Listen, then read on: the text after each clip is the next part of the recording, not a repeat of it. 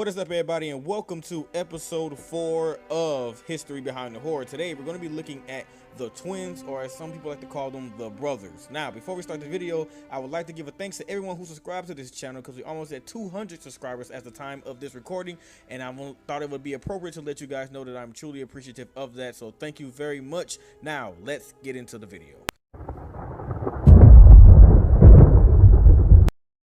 Not much is known about them other than that they are psychopaths. They seem to constantly talk about indulging to their desire of murdering Miles and possibly eating his tongue and liver.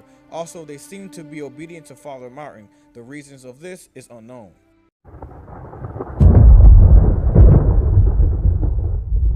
The twins both appear to be very calm and intelligent when compared to other inmates within the asylum and have some sub-balance of humanity left in them.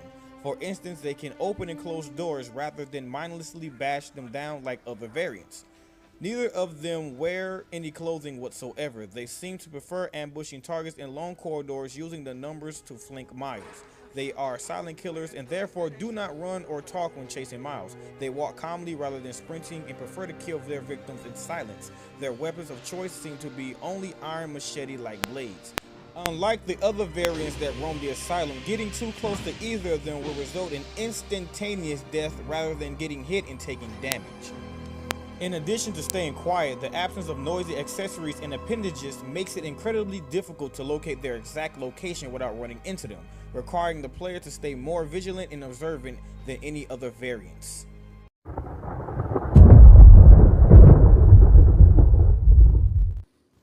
Miles' first encounter with them is at the beginning of the prison block, where they discuss killing Miles and taking his tongue, but decide not to do so yet, for it would be impolite towards Father Martin, who told them not to touch Miles. They become hostile later on when they've decided that they had enough patience with Miles, despite Father Martin's wishes. Gave him a chance. That we did. I'd say we were more than fair. Arrogance of patience. Joe.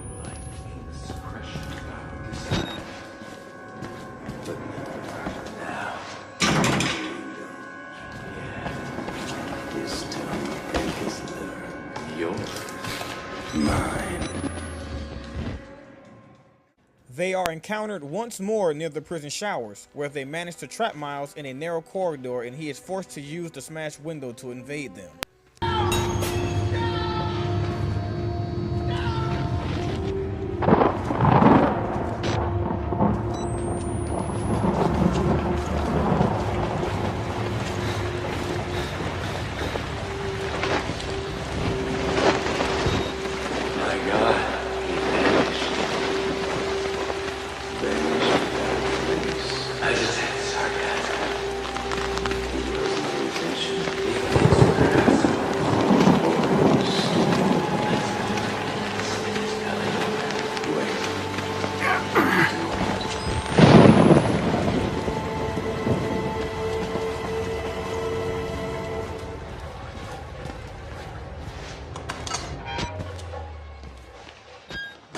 Further encounters include the female ward, where they lie in wait behind a large door near 2 hallways, and when Miles returns to the administration block in the theater room.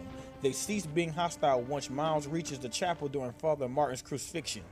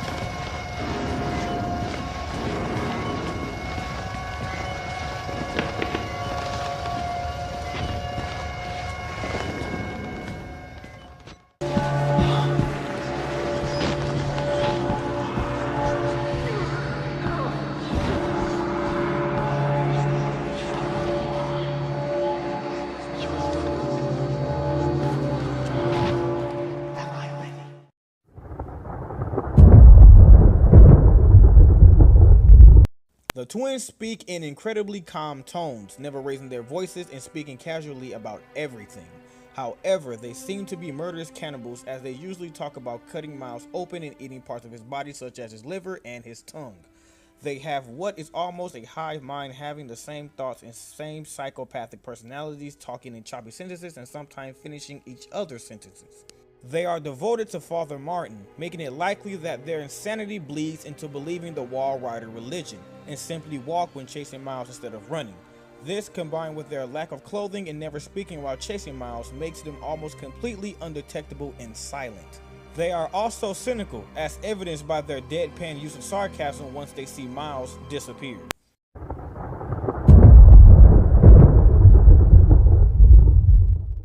Both twins are pale, muscular, and hairy middle-aged men who completely lack any clothing, are slightly drenched in blood and dirt, and have scars on the sides of their stomachs, making it likely that they were conjoined before splitting up. The first twin has a hump-shaped head with a neutral face and missing teeth, having brown hair everywhere but the top of his head. The second looks more the same, but has a sterner face and messy dark brown hair covering his entire head. Despite being variants, they lack any deformities whatsoever, but their repulsive features suggest that they are inbred.